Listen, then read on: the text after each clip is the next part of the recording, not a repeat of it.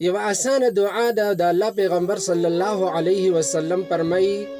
سوچ د دې دعا اهتمام کوي الله رب العزت به دې انسان ته د جنت اتمونه دروازې کولاوي. عقبه بن عامر رضی الله تعالی عنه فرمایي چې رسول الله صلی الله علیه وسلم او فرمایل ما منکم من احد يتوضأ فيبلغ الوضوء ثم يقول اشهد ان لا اله الا الله وان محمدا عبده ورسوله.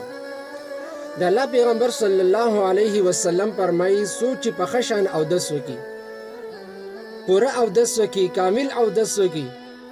چې په او داسه کې کم فرایض دي کم سنت دي داغه اهتمام وکي او چې کله دی او دس نه فارغ شو داغه نه پس دا دعا وي چې اشهد ان لا اله الا الله وان محمدا عبده ورسوله الا فتحت له ابواب الجنه الثمانيه. د الله پیغمبر صلی الله علیه وسلم فرمایي چې د جنت اتمونه دروازې ورته کولاو شي يدخل من ايها شاء.